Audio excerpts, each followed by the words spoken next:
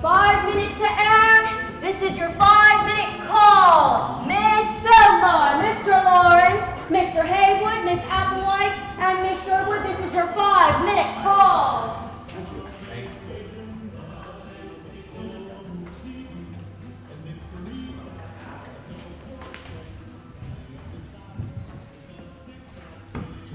3 minutes to air. This is your 3-minute call. If our studio audience would kindly take their seats. Mr. Lawrence to the stage for audience warm-up.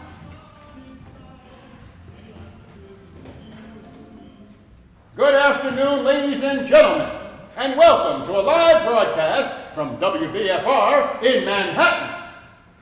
We have just a couple of minutes before we're live on the air, which gives me just enough time to introduce to you the fine acting ensemble who will be performing in today's play. You know him as Father Fagin in Satan is a Woman, heard each and every week on another network, and soon to be seen in RKO Pictures' The Mockingbird Murder Mystery. Playing Ebenezer Scrooge in today's play, it is my thrill to introduce to you the one, the only, Mr. Edward Thompson.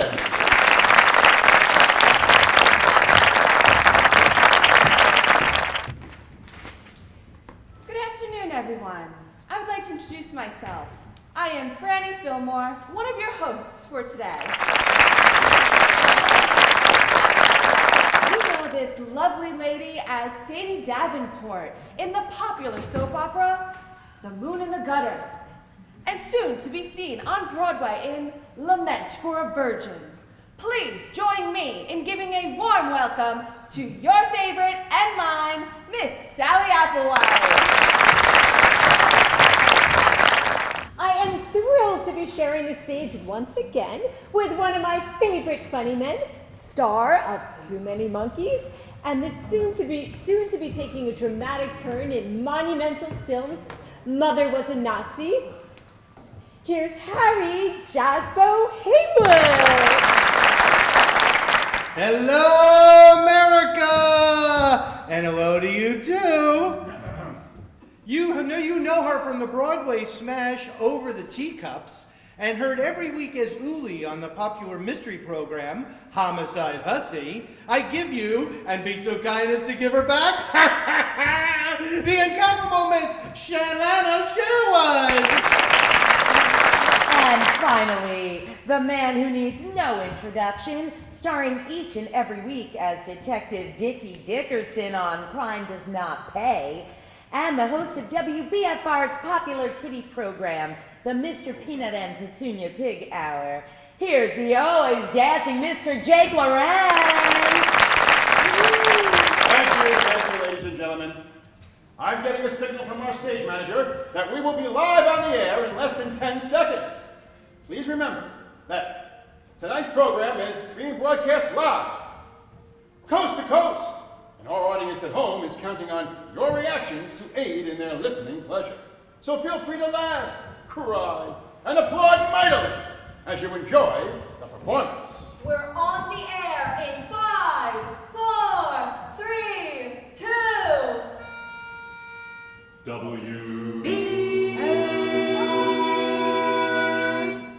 In New York City. This is WBFR, Playhouse of the Air.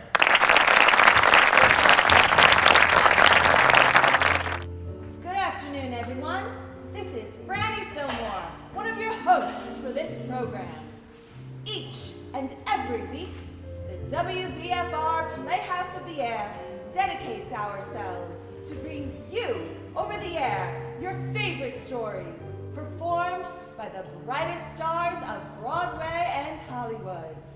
And today is no exception, as we bring you Charles Dickens' famous Yuletide ghost story, A Christmas Carol, starring Edward Thompson as Ebenezer Scrooge. We take you now to London, 1843, and raise the curtain on Act 1 of A Christmas Carol.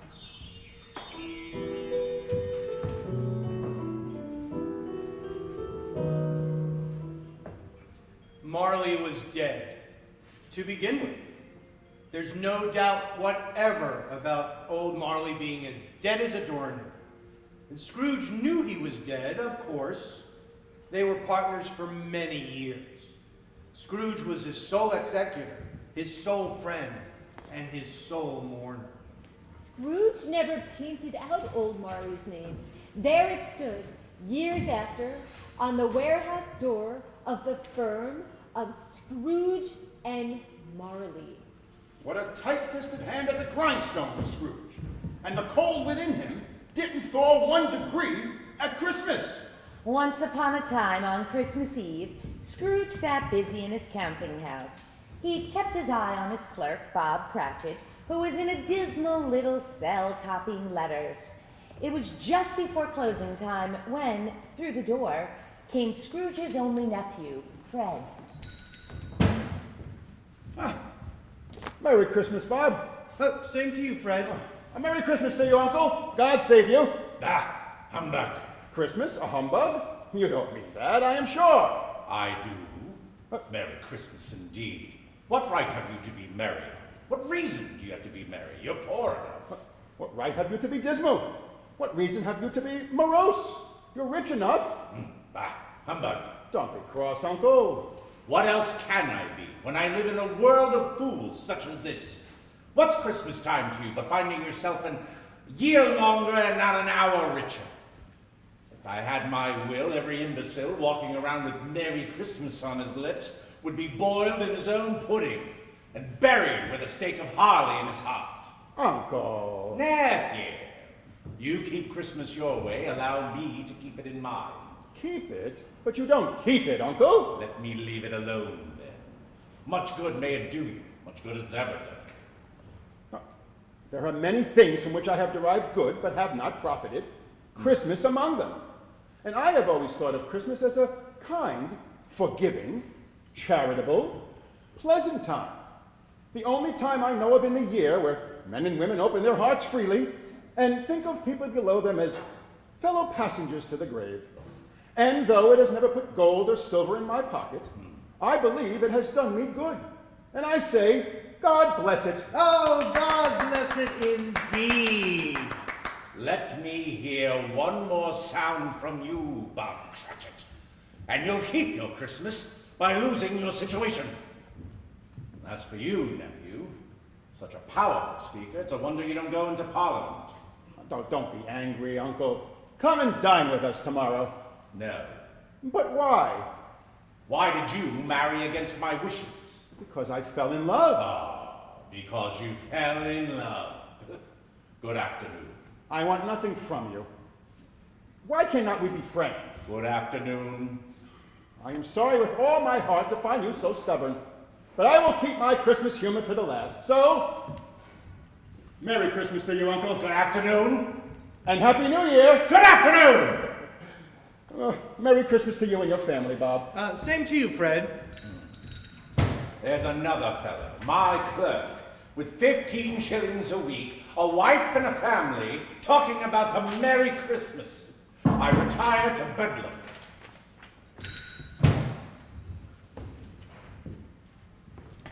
Scrooge and Marley's, I believe. Have I the pleasure of addressing Mr. Scrooge or Mr. Marley? Mr. Marley has been dead 7 years ago tonight. You have the pleasure of addressing Mr. Scrooge. Well now, Mr. Scrooge, at this festive season of the year, it is more than usually desirable that we should make some slight provisions for the poor and destitute, who suffer greatly at the present time. Many of thousands are in want of common necessities, and hundreds of thousands are in want of common comforts, sir. Are there no prisons? Plenty of prisons. And the union workhouses, are they still in operation? They are.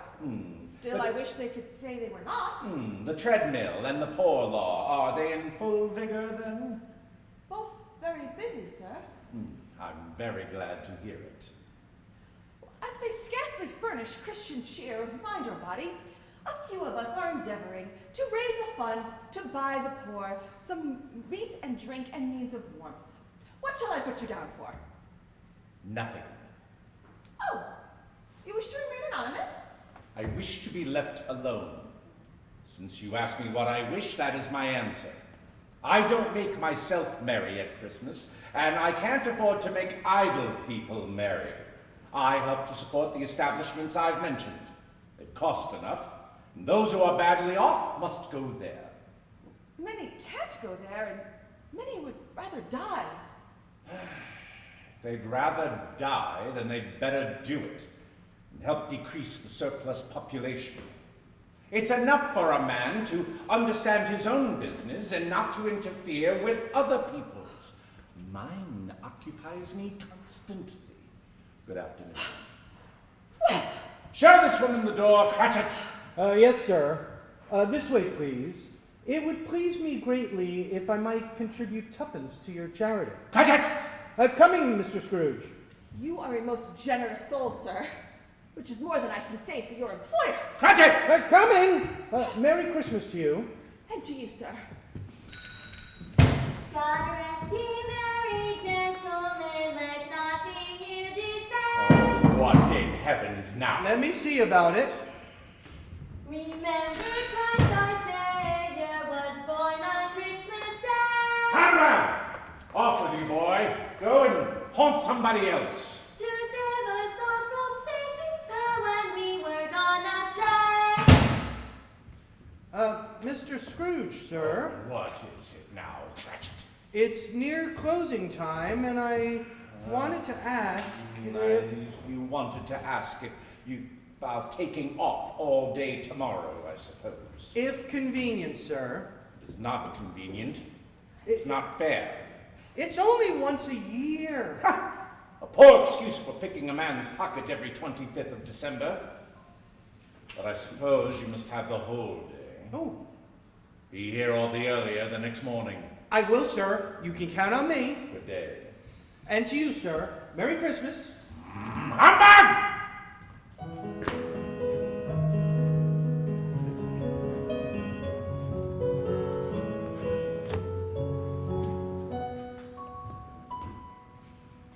And with that, the office was closed in a twinkling.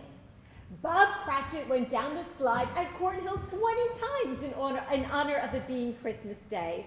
And then he ran home to Camden Town as hard as he can pelt to spend Christmas Day with his family at Blind Man's Bluff. While Scrooge took his melancholy dinner in his usual melancholy tavern, and having read all the newspapers and beguiled the rest of the evening with his banker's book, went home to bed.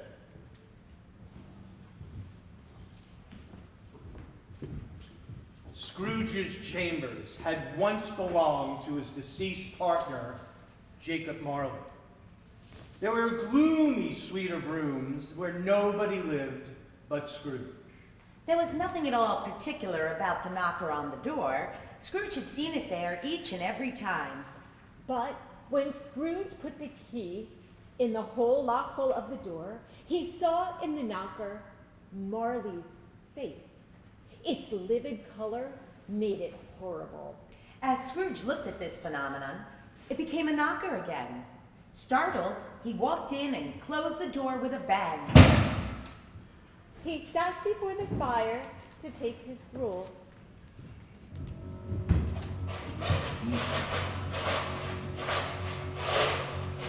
There came a clanking noise from deep down below, as if some person were dragging a heavy chain.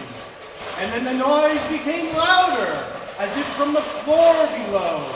Then coming up the stairs, then straight towards his door. Come back still! I don't believe. Then, without pause, through the door came the ghost of a man, covered in long chains wound about him, a chain of cash boxes and keys, padlocks, ledgers, heavy purses, wrought in steel.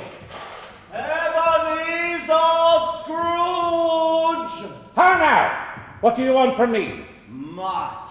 Who are you? Ask me who I was. Who are you then? You're particular for a shade. In life, I was your partner, Humbug. Jacob Marley. Humbug! You don't believe in me. me? Do not. Why do you doubt your senses? Because little thing affects them. A slight disorder of the stomach. You may be an undigested bit of beef, a crumb of cheese, a fragment of an underdone potato.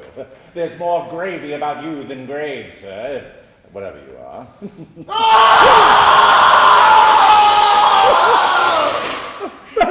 Mercy, gentle apparition, why do you trouble me? Man of the worldly mind, do you believe in me or not? I do. I must. But why do spirits walk the earth, and what do they want from me? It is required of every man that the spirit within him should walk among his fellow man and travel far and wide. And if that spirit goes not forth in life, it is condemned to do so upon death. It is doomed to wander through the world and witness what it cannot share, but might have shared on earth and had turned it to happiness. Why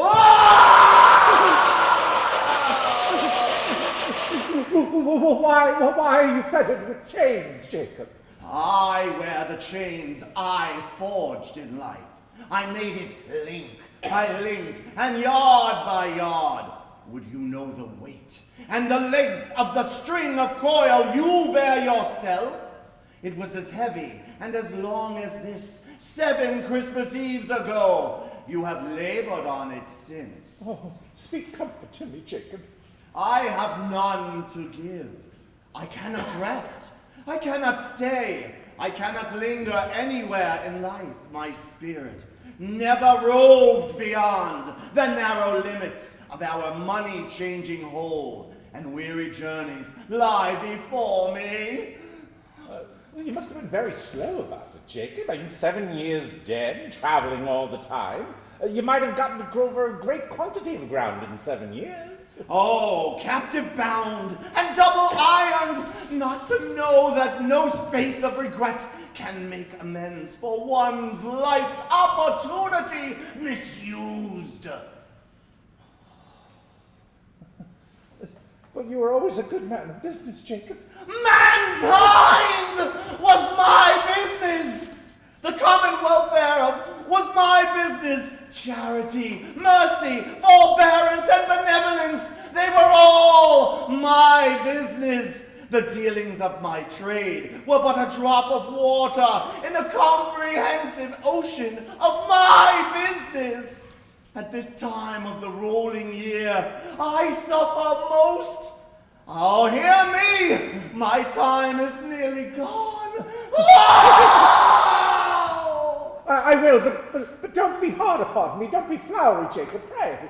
I am here tonight to warn you. You have a chance to make amends and escape my fate, Ebenezer. Oh, you're always a good friend to me, Jacob. Thank you. You will be haunted by 3 spirits. Is that the chance and hope you mentioned, Jacob? It is. I think I'd rather not. Without their visits, you cannot hope to shun the path I tread. Expect the first when the bell tolls 1. Couldn't I just take them all at once and have it over, Jacob? Look to see me no more, and look that for your own sake you remember what has passed between us. Jacob! Jacob!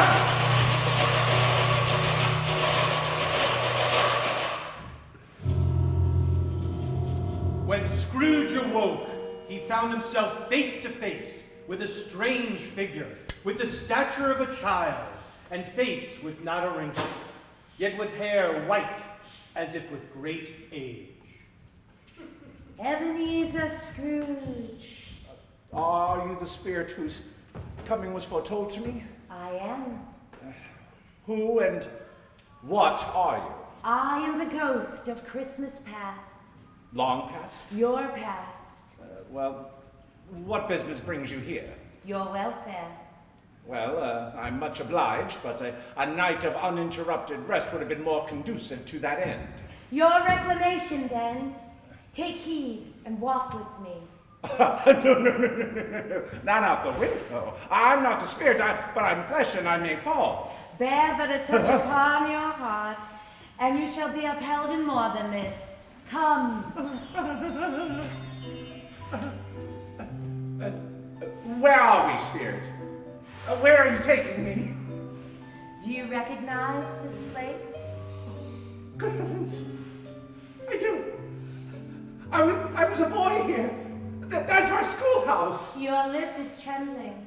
And what is that upon your cheek? It's but a pimple. Lead me where you will. Do you recollect your way to school? Remember it? I could walk it blindfold. Strange to have forgotten it for so many years. Let us go on. The school is not quite deserted. A solitary child, neglected by his friends, is there still. Yes. I know that poor boy. I was so lonely. I wish... Oh, but it's too late now. What is the matter? Oh, nothing. Well, there was a boy singing a Christmas carol at my door last night. I just would like to have given him something, that's all. Ebenezer! It's Fan. It's my sister Fan. Oh, dear Fan. I have come to bring you home, dear brother. Home, Fan? Yes, home, for good and forever and ever. Father is so much kinder than he used to be that home is like heaven. He spoke so gently to me one night when I was going to bed that I was not afraid to ask him once more if you might come home. And he said, yes, you should, and sent me in a coach to bring you. And we're to be all together and have the merriest Christmas in all the world. Oh, you're quite a woman, young Fan. Come with me, dear brother. Always a delicate creature, whom a breath might have withered. But she had a large heart. Yes. She always had. You're right, Spirit. I'll not gainsay it, God forbid. She died a woman and had, as I recall, children. One child. True, your nephew. Yes. Fred. Come, let us see another Christmas.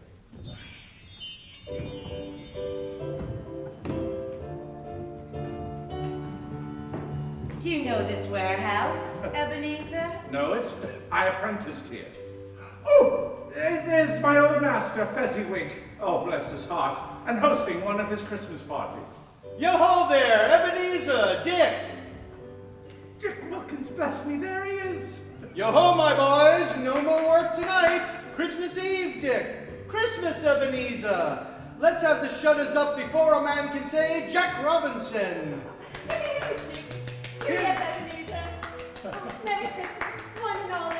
Don't dance and be lively now. Oh, and Mrs. Fezziwig herself. I'll never forget her smile. Oh, my dear, you have outdone yourself with a spread fit for the king himself. May I have this dance, my pet? Why, you may have each and every dance, my dear. Oh, look, there's Belle. Sweet Belle. So beautiful. Ebenezer, dance with me. Oh, and how we could dance. Was she your love? My one, my only. When was the last time you danced, Ebenezer? Oh, it's been years at least. So long ago I could hardly remember what I wouldn't give to be there now. Woo-hoo! A small matter to make these silly folks so full of gratitude. Small? Why is it not? He has but spent but a few pounds. Is that enough to deserve such praise? Well, it isn't that, Spirit. The happiness he gives is quite as great as if it cost a fortune. What is the matter?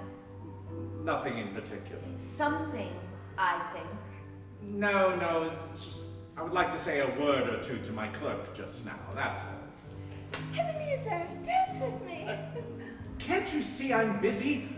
Oh, Spirit, spare me this. There are tears in her eyes. I matter little to you, very little. Another idol has replaced me, What idol has replaced you? a golden one. There is nothing which gives you such passion as money. Oh, dear Belle, that's not fair. I'm afraid it is. When we were engaged, we were both poor. Was it better then? Better to be poor? Better at least to be happy. You are changed. You are another man then. I was a boy. You blame me because I've grown wiser? Have I ever tried to break our engagement? In words, no, never. In what then? In a changed nature. In an altered spirit. In everything that made my love of any value in your sight. So I Belle. release you from your promise. Belle! Oh, at first it may cause you pain to lose me. A very brief pain. But soon it will be like a half-remembered dream. An unprofitable dream. And you will be glad to be awake from such a dream. May you be happy in the life you've chosen, Ebenezer. Belle, don't go! Ebenezer, where is your bell going? Oh, Mrs. Fezziwig, I fear she's fallen out of love with me. Why not go to her? I'm unsure I have the power to change, to be the type of man she wants me to be. Time flies, my boy, and we must hold on to those we love. I fear it may be too late for that. Time flies, my dear. It's never too late. Perhaps she's returned to the party. Let's go see. Oh, no, but thank you. I have my accounts to return to. Suit yourself, my dear, and I wish you nothing but happiness.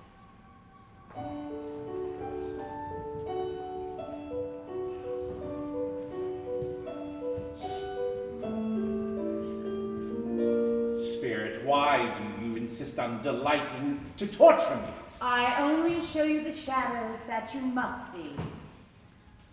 Tell me something, Spirit. Whatever became of my Belle? Years have passed. Belle has married, and the man she married is by her side now. That might have been me. She might have called me husband. Spirit, please, show me no more. Listen to them, Ebenezer. Belle, I saw an old friend of yours this afternoon. Who was it? Guess. How can I? Try. I don't know. Mr. Scrooge? Mr. Scrooge it was. I passed by his office window. It wasn't shuttered, and there was a candle inside, so I could scarcely help seeing him. His partner lies upon the point of death, I hear, and there he sat, alone. Quite alone in the world, I do believe. Spirit, remove me from this place. I told you these were the shadows of things that have been. They are what they are. Do not blame me. Remove me! I cannot bear it! Leave me! Take me back! Hold me no longer! The WBFR Playhouse of the Air production of Charles Dickens' A Christmas Carol will return after a word from our sponsor.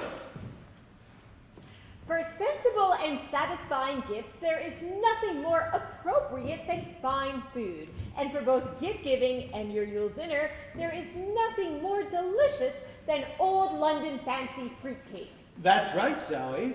There's simply no rival to this magical concoction, crammed full of fruits and nuts, providing rich, delicious eating for everyone, making it America's most wanted Christmas gift.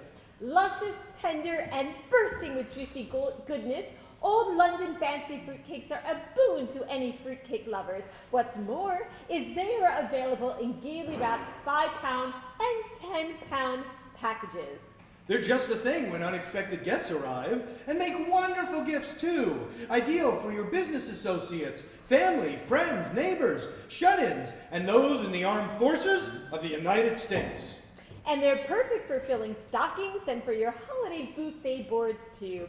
So as a grand finale to your Christmas feast, why not treat the whole family to the most appetizing fruitcake ever discovered? And why not have the joy of this festive holiday season stretch long into the new year? Well, it can when you send a hair-raising parade of fruitcake year-round from the Old London Extra Fancy Fruitcake of the Month Club. And the fun starts off with a 20-pound fruitcake basket for Christmas morning. Then the enchanting spectacle continues month after month after month, providing thrills and surprises for everyone. Each superb delivery will make eyes pop open anew, mouths water, and hearts quiver with joy. Your unforgettable gift will be sure to delight, keeping family and friends happily reminded of you throughout the year. The Old London Extra Fancy Fruitcake of the Month Club is one of the USA's largest shippers of extra fancy fruitcake, with over 25 million please givers since 1919. Why not join them?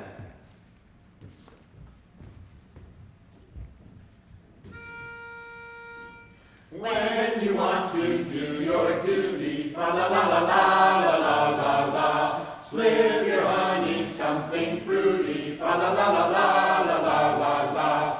You'll get sugar from your cutie, fa la la la la la la la la. Buy a London extra fancy fruitcake, fa la la la la la la la la.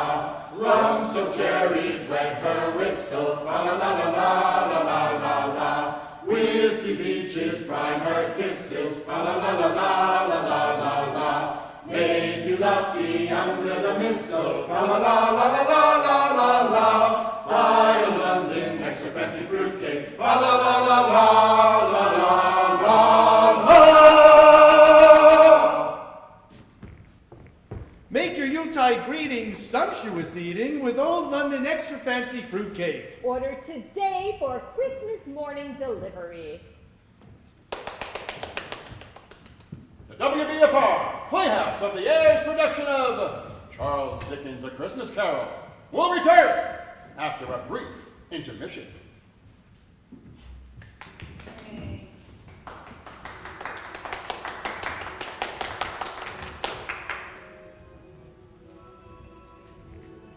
And now, we return to the WBFR Playhouse of the Airs production of Charles Dickens' immortal classic, A Christmas Carol, starring Edward Thompson and Sally Applewhite.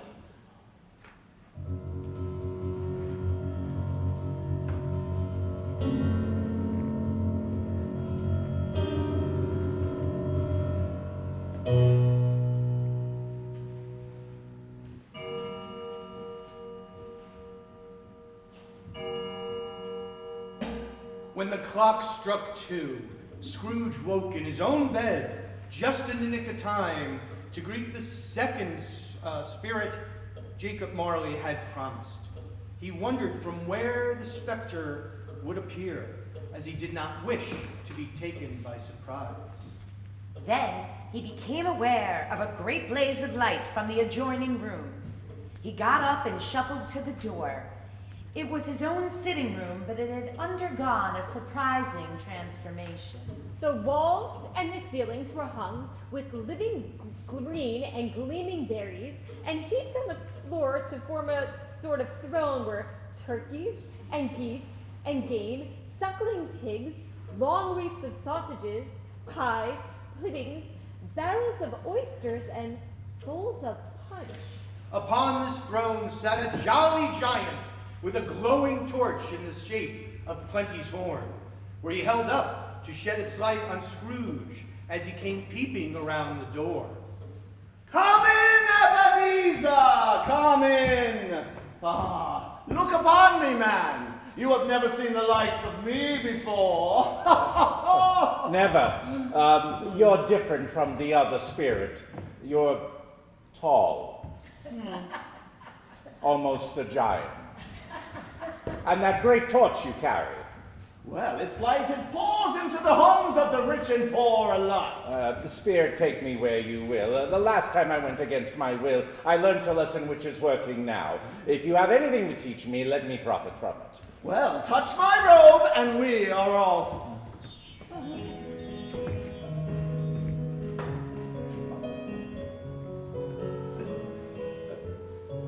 Where have you brought me, Spirit? To a humble dwelling on a humble street. It's humble enough. Yet there's happiness there. Who are these people, Spirit? The woman and the children? Well, they are family of your clerk, Bob Cratchit. His wife lays there, setting the table for their Christmas dinner, and there beside her, assisting her, is their son, Master Peter Cratchit. I see. Oh, I take it you have never before laid eyes on them? I have not. Well, listen to what they say, Ebenezer. Whatever has got your precious father then? And your little brother, Tim and Martha, they weren't as late last Christmas Day by half an hour. Here's Martha, Mother. Hurrah! Such a goose, Martha! Never mind. Bless your heart alive, my dear Martha. How late you are. Oh, we'd a deal of work to finish up last night and to clear away this morning, Mother. Never mind, so long as you're here, and come, sit by the fire, my dear. Where's Father? Father's to church with Tiny Tim. They'll be along. How is dear Tim, Mother? Is he any better? Some days I think he is, and other days I'm not so sure. Oh, you mustn't think but the best, dear Mother. We do what we must to keep our spirits high. Father's home. And Tiny Tim, too. Here they are. Merry Christmas, everyone. Martha, dear, so glad to see you. Merry Christmas. Merry Christmas. How did little Tim behave in church, Bob? As good as gold, and better. I hope that people saw me there Why would you say that, little Tim? because I'm on crutches. And if they saw my crutch, it might be pleasant to them to remember upon Christmas Day who made lame beggars walk and blind men see. Yeah. Bless you, my son. Is it time for Christmas dinner? Dad, is it time for Christmas dinner, Mother? Let us eat. I'm starving. Boy, it smells so good. All right, everybody, to the table. And I such mashed the potatoes. I speak in applesauce. you did, such a goose. I do not believe there has ever been such a tender and flavorful goose cooked in all the days of the world. And oh, what a wonderful pudding! Yeah. Bob, will you say the grace? Yes, of course, dear. Spirit, tell me if Tiny Tim may live. I see a vacant seat in the corner and a crutch without an owner, carefully preserved. Oh, no, kind Spirit, say he will be spared. If these shadows remain unaltered by the future, the child will die. Amen. Amen. And a Merry Christmas to us all, dears. God bless us. Merry Christmas. Merry Christmas. God bless us, everyone. Yay. And now, dear family, a toast to Mr. Scrooge, the founder of the feast. The founder of the feast, indeed. I wish I had him right here. I would like to give him a piece of my mind to feast upon. And I hope he'd have the appetite for it. My dear, the children, Christmas Day. It should be Christmas Day, I am sure, on which one drinks to the health of such an odious, stingy, hard, unfeeling man as Mr. Scrooge. You know he is, Robert. Nobody knows it better than you, my dear. Poor fellow. My dear, Christmas Day. I will drink to his health for your sake, and for the day's, but not for his. Long live him, and Christmas, a Merry Christmas, and a Happy New Year. He'll be very merry and happy, I am sure. I have no doubt. God bless him, Mother, and everyone. Merry Christmas. Merry Mr. Christmas. Scrooge, Merry Christmas.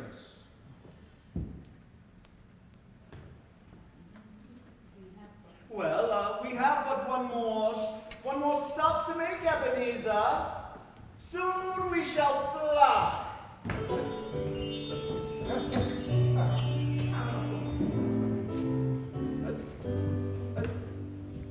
This is the house of my nephew, Fred. Yes, your dear sister's only son. She died while giving him birth. You took her from me, Spirit. And you have always held that against him, have you not? The Spirit, it's not as simple as, why have you brought me here? Listen and see, Ebenezer. He said Christmas was a humbug. He believed it too. More shame for him, Fred. They talk of me. Yes, he's a comical old fella, that's the truth. Not as pleasant as he might be, but his offenses carry their own punishment, and I have nothing to say against him. I'm sure he is very rich, Fred. At least you always tell me so. Well, what of that, my dear? His wealth is of no use to him, for he does no good with it. And I can assure you he has no such plan to benefit us with it. Laugh as you will, but I have no patience with him. Oh, I have. Why ever so? I am sorry for him. I couldn't be angry with him if I tried. Who suffers by his ill whim? Himself always. He won't hear. He won't accept our invitation to come and dine with us. What's the consequence? He loses a dinner. Indeed, he loses a very good dinner. Well, I'm very glad to hear that, because I haven't great faith in these young housekeepers. What do you say, Topper? A bachelor is a wretched outcast who has no right to express an opinion on the subject. Oh, now, Topper. Do go on, Fred. Finish what you began to say. Well, I was going to say that the consequence of him not making merry with us is that perhaps he loses some pleasant moments. I give him the same chance every year, whether he likes it or not, for I pity him. He may rail at Christmas till he dies, but he will find me going there year after year to share my good tidings, if it only puts him in the vein to leave his poor clerk £50. Now, Fred, I think we have heard quite enough of the poor old devil. How about a lighter mood? A parlor game, perhaps? Let's play yes or no. How do we play it? It's quite simple. I shall think of something, and the rest of you must find out what. You may ask me questions, but I will only answer you with either yes or no. I want to win. Have you thought of something, Fred? I have. Is it an animal? Yes. Is it a hippopotamus? No. Does it walk the streets of London? Yes. Does it live in a menagerie? No. Does it growl or grunt? Yes. An ass? No. A bear? No. I found it out. I know what it is, Fred. I know what it is. Well, what is it? It's your Uncle Scrooge. Yes! Oh my goodness, Fred!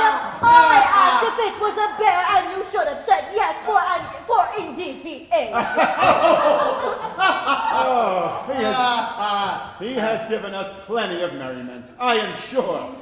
And it would be ungrateful not to drink to his health. Merry Christmas and Happy New Year to the old man, whatever he is. He wouldn't take it from me, but may he have it, nevertheless. Uncle Scrooge! Uncle Scrooge!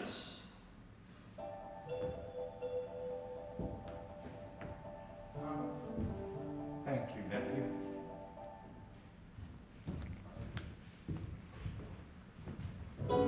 Ha! The hour grows near. Oh, no, not yet. There's still so much I wish to learn. Oh, these you will learn from yet another spirit, Ebenezer.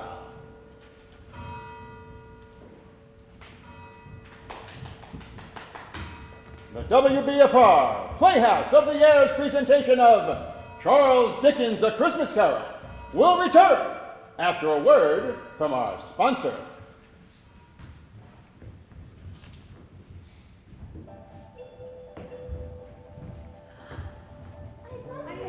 What a treasure trove! Welcome to the Phipps Department Store, ladies and gentlemen. Step right up to see the one and only Santa Claus himself. Oh, hello there, little lady. Hi, Santa Claus. And what would you like for Christmas? I would like a Happy Tot Lady Fanny Happy Tot baby doll. It's a doll with a soul. Why, she's dressed in fine organdy baby clothes with trim lace and ribbons and undies to match. And if that ain't enough, her legs and her arms are virtually unbreakable. And doesn't the little lady Fanny Happy Tot baby doll, the doll with a soul, cry real tears too? I'll say she does, just like the tears of joy that'll be streaming down the faces of every little girl and boy who finds a Lady Fanny Happy Tot baby doll of their very own under their Christmas tree. Well, why don't you be a good little girl and take your mommy and daddy on an elevator ride to Phipps fourth floor and Toy Town, where they can find a wide selection of Lady Fanny Happy Tot baby dolls, the doll with the soul on sale. Oh, and at only $4.95, you won't find a better price anywhere in town. Right this way, little fella. It's your turn to tell Santa what you'd like for Christmas. Hey, Santa. How's tricks? Oh, swell squirt. And what would you like to find under your family's tree on Christmas morning? I'd like a large screen RCA Victor television set. Why, it's a miracle of modern entertainment. A front row seat at plays and movies and news and sports events. This gift will be cherished long. Well, now a large screen RCA Victor television set may seem rather extravagant gift for such a small little boy. But you can tell your mommy and daddy that it will only set them back $5 if they utilize Phipps Easy Payment Plan. Say, even I can afford that. $5 a week with the money I take from my paper route and odd jobs for the neighbors. Oh, and if a little boy such as yourself can afford a mere $5 a week, well, who can? That's right. Thanks, Santa Claus. I love Christmas, and I love my mommy and daddy, but most of all, I love Phipps Easy Payment Plan. See you on Christmas Eve. Right this way, little darling. Santa Claus is ready to see you now. Oh, why, hello there, little lady. And what would you like for Christmas? Oh, Santa, I don't want very much. Just a good-looking flowered cotton quilted robe with a good wide lap over. Oh, and a Monte Carlo gaming table and a mink-dyed squirrel cape. Why aren't you a fancy little lady? I'll say I am. Just wait until my school chums get a load of me, dripping in fine squirrel fur, all the way from exotic Africa. Oh, my. Yes, sirree, ladies and gentlemen. You'll find everything on your small fry shopping lists and quite a bit more at Phipps Department Store. And they have the best prices in town. You can take it from me. I ought to know. Ho, ho, ho. Whether it's a gift from Santa or a nifty wedding ring, toilet water for your Aunt, a bike for Dad or Uncle Big, layaway, lingerie, BB guns or Fabergé. Phipps, Phipps, Phipps, Phipps, Phipps, Phipps, Phipps. Have 33rd and Mark. Phipps Department Store, the friendly store with famous brands. Open every evening until 9 p.m. through December the 23rd.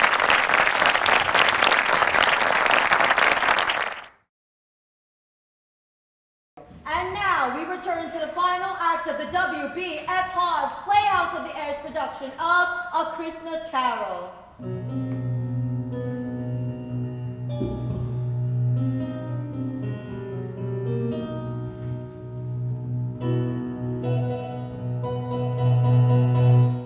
When last we left Ebenezer Scrooge, he was awaiting the arrival of the third and final spirit as foretold by the ghost of Jacob Marley.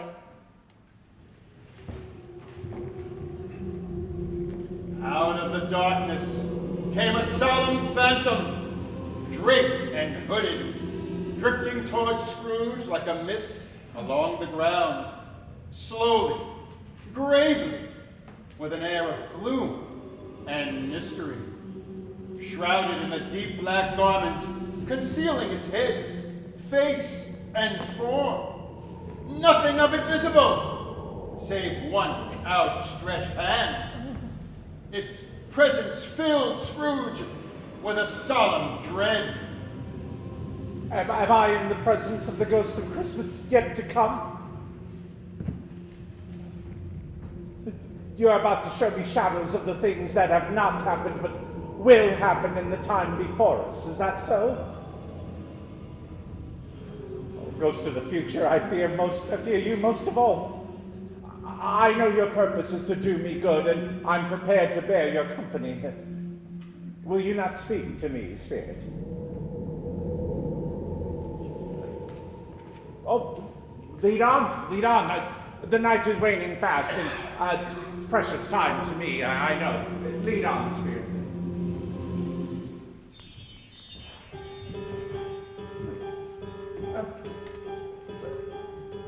I know this place. This is the exchange. I do business here. I know these men. Of what do they speak? No, I don't know much about it either way. I only know he's dead. When did he die? Last night, I believe. What was the matter with him? I thought he'd never died. God knows. Well, what has he done with his money? Oh, I haven't heard. Left it to his company, perhaps. He hasn't left it to me, that's all I know. It's likely to be a very cheap funeral, for upon my life I don't know of anyone to go to it. Supposing we make up a party and volunteer. Well, I don't mind going if lunch is provided, but I must be fed if I otherwise stay at home. Well, I am most disinterested, but when I come to think of it, I'm not sure that I wasn't his most particular friend, for we used to stop and speak whenever we met. Well, old Scratch has got his own at last. Cold, isn't it? Seasonable for Christmas time. You're not a skater, I suppose. My wife's a skater, but it's not my fancy. You must bring your wife around in the new year. Ah, I know she would like that. Yes. Yes. Oh, quite so. Of whom do they speak, Spirit? Can you not tell me? Why do you not speak, Spirit? Where are you going? I shall follow. Lead on, lead on. The Phantom led Scrooge into an obscure part of town that reeked of crime, filth, and misery. I've never seen this place before, Spirit. What on earth is that wretched stench? Can you not smell that, Spirit? Do you have a nose to smell? Far in this den of infamous resort was a low-browed shop where iron, old rags, bottles, and bones were bought. Its floor scattered with rusty keys, nails, chains, and refuse iron. Secrets that few would like to scrutinize were hidden in mountains of unseemly rags, fat, and bones. Sitting among his wares was the shop's proprietor, a rascal who went by the name of Old Joe. As Scrooge and the Phantom entered the shop, Old Joe was laughing and transacting business with A laundress? A charwoman. And an undertaker's man. Let the charwoman be first. Let the laundress be second. And let the undertaker's man be third. Look here, old Joe. Here's a chance if we haven't all met here without meaning it.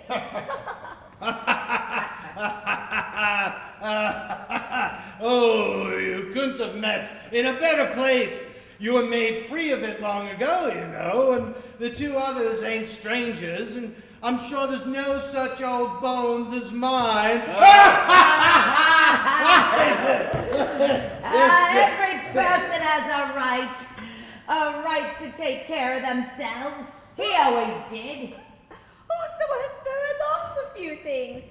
Like these, not a dead man, I suppose. No, indeed. If he wanted to keep them after he was dead, a wicked old screw, well then why wasn't he natural in his lifetime? If he had been, he'd have had somebody to look after him when he was struck with death, instead of lying, gasping out his last there, alone by himself. It is the truest word ever spoke. Open that bundle, old Joe. Let me know the value of it. Speak out plain.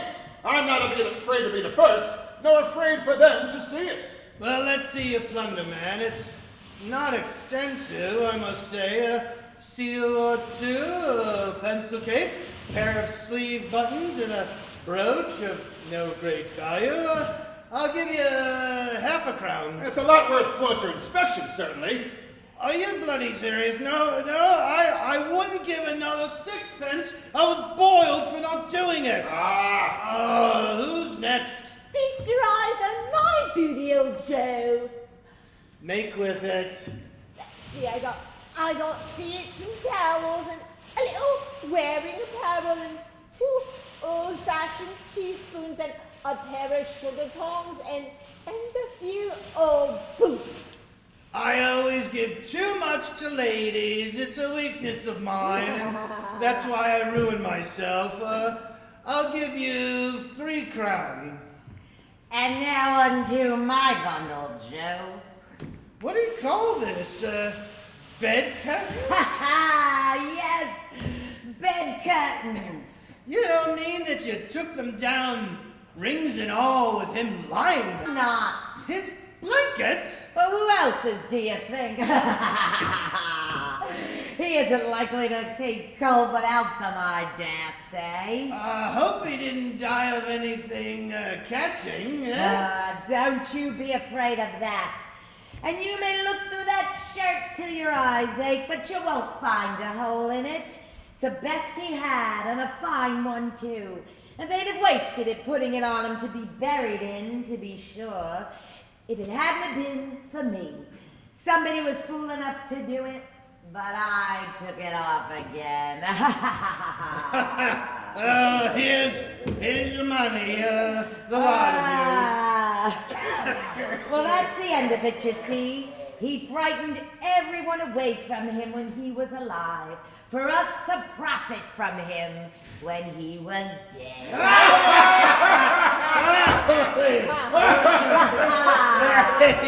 Yeah, please.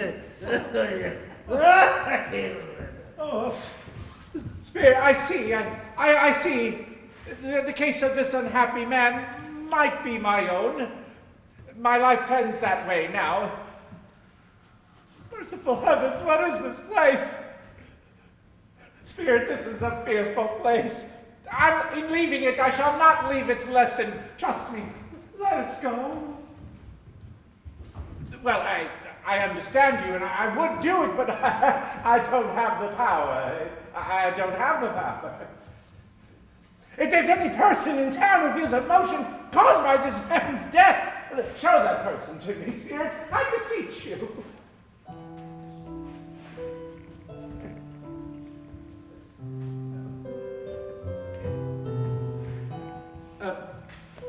Spirit, why am I brought back here to the house of my clerk? Why is it so very quiet in here?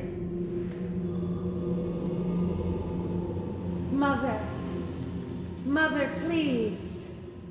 Oh, my little Tim. I loved him so much. Oh, Mother, dear, you mustn't. It's almost time for Father to be home. Don't let him see you crying. Yes. Yes, Martha. He's late tonight. He walks so much slower than he used to. I've known him to walk so very fast, and with little Tim on his shoulders. So have I, Mother. But he was so light to carry that Father didn't matter. It did not matter to him at all. It was no trouble at all. Father. Bob. Good evening, my dear. I'm sorry to be late. I hope you didn't worry. No, it's okay. We're fine, Bob. You're here. I went to church today. Went to the churchyard. I wish you could have gone with me. It would have done your heart good to see how sweet and green a place it was. But you'll see it often, I promised him. Yes, I promised Tiny Tim we'd walk there on a Sunday. Father, dear. It's God's will, Bob. I'm trying to understand that, my dear. My son, my little son, Tiny Tim. And I loved him so.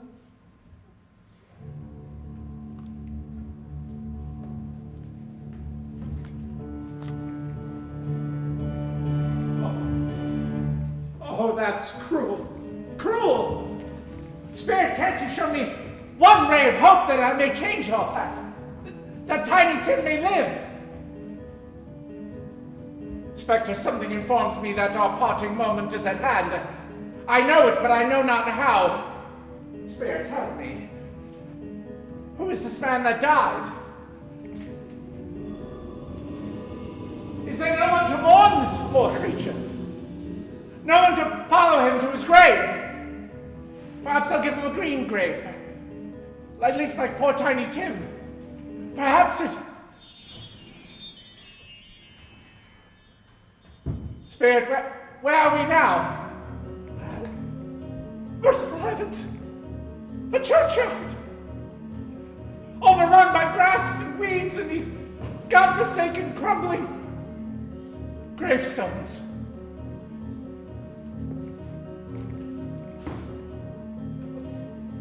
Spirit, before I draw near to that stone to which you point, answer me this one question.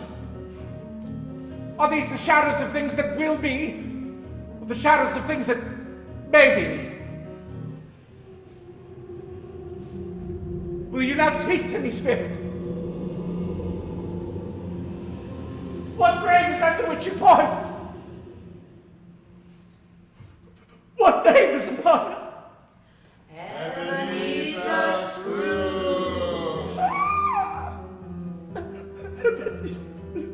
No, oh, Spirit, hear me! I am not the man I was! Why show me this if I'm beyond all hope? Your nature intercedes for me and pities me. Assure me that I yet may change these shadows that you showed me by an altered life. Good Spirit, tell me that I can change these dreadful shadows you showed me. I'll honor Christmas in my heart and try to keep it all the year. I'll live in the past, in the present, and the future. The spirits of all three shall strive within me, and their lessons, I will not shut out those lessons that they teach me. Oh, tell me that I may sponge away the writings on the stone. I beg you, Spirit. I beg you.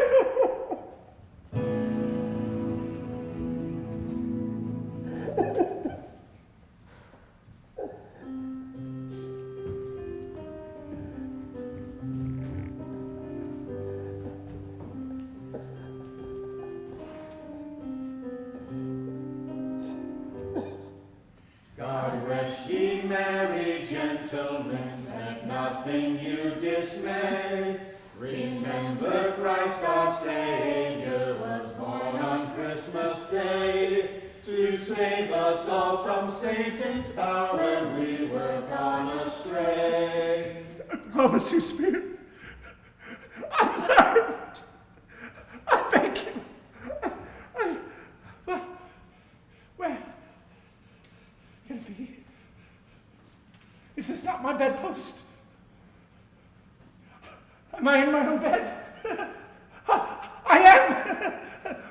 Oh, my bed curtains are not torn down. Here they are, rings and all. I don't know what day of the month it is. I don't know how long I've been among the spirits. I don't know anything. I'm quite the baby. Never mind, I don't care. I'd rather be a baby. Heavens and Christmas be praised.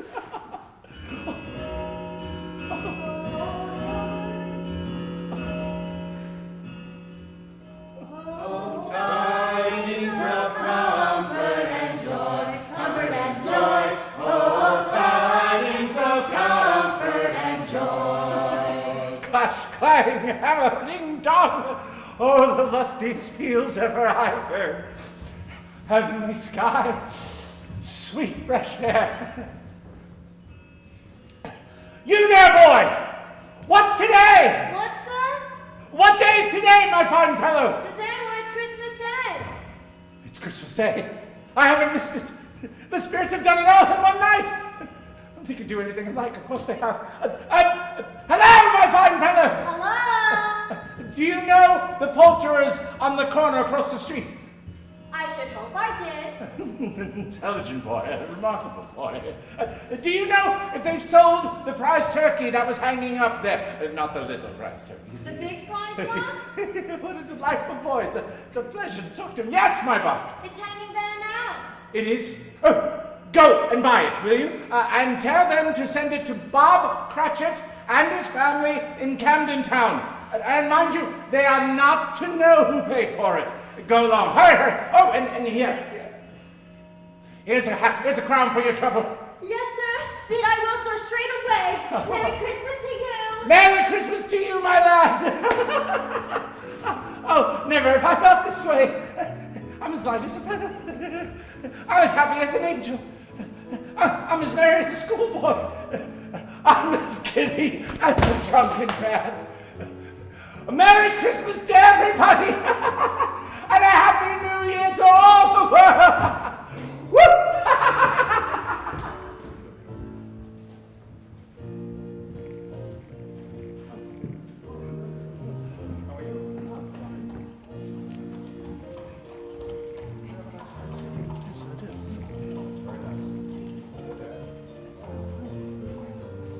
A Merry Christmas to you. Ah, Merry Christmas to you. A Merry Christmas to you both! You too, sir. Merry Christmas. My dear woman, how do you do? Didn't you come to my office last night in regard to that charity?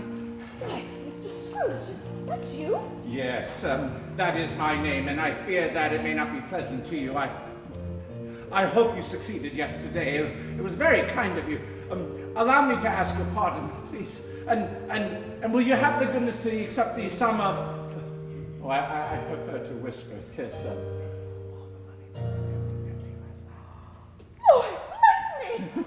Mr. Scrooge, are you serious? If you please, and not a farthing less. A great many back payments are included, I assure you.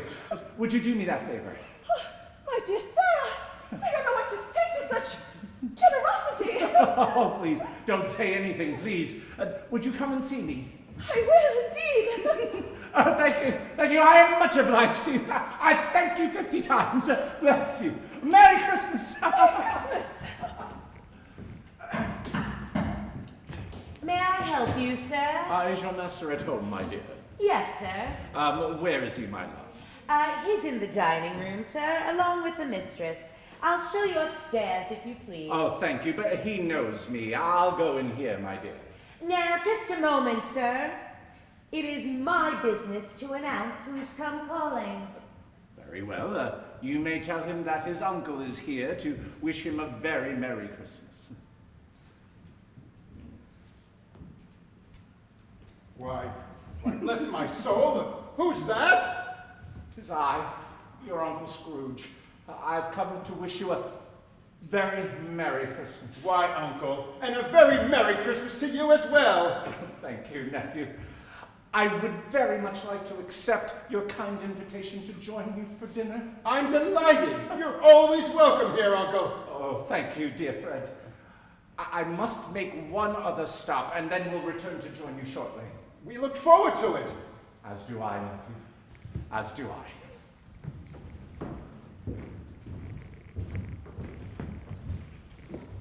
Deck the halls with bells of holly, la la la la la la la la. Now, children. Someone's at the door, Mother.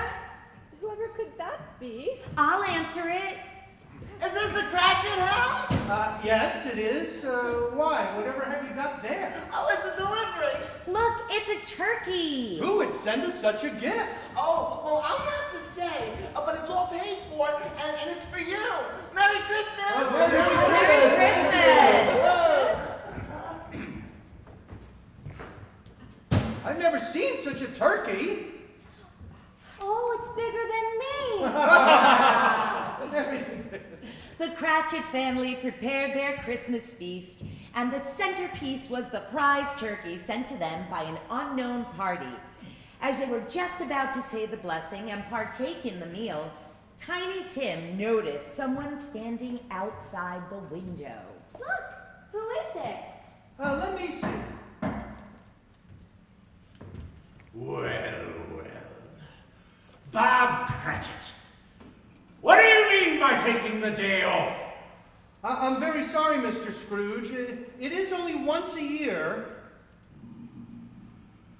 Now let me tell you what, my friend. I'm not going to stand for this any longer. And therefore, I'm going to raise your salary. Huh? What? What? Mr. Scrooge, are you quite, yourself, sir? No, Kevin, I am not myself. Merry Christmas, Bob. And I intend to help you and your family for many a Christmas to come. Hooray!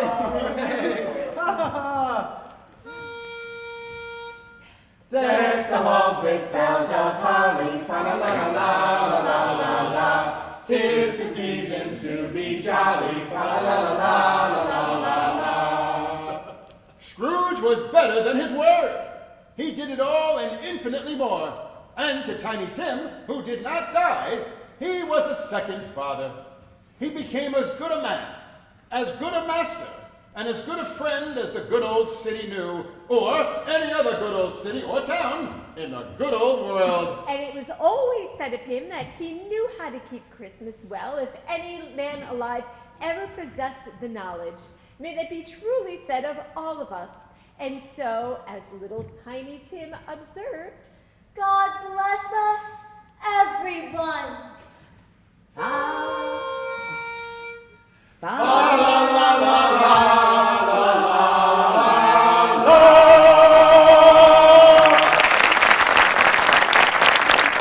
This has been the WBFR Playhouse of the Year's presentation of Charles Dickens' A Christmas Carol. The WBFR Playhouse of the Year is brought to you this and every week by the Old London Extra Fancy Fruitcake Company and Phipps Department Store. Please stay tuned for a program of popular holiday music. And from all of us, to all of you and yours, we wish you a very Merry Christmas and a Happy New Year. We wish you a Merry Christmas. We wish you a Merry Christmas. We wish you a Merry Christmas.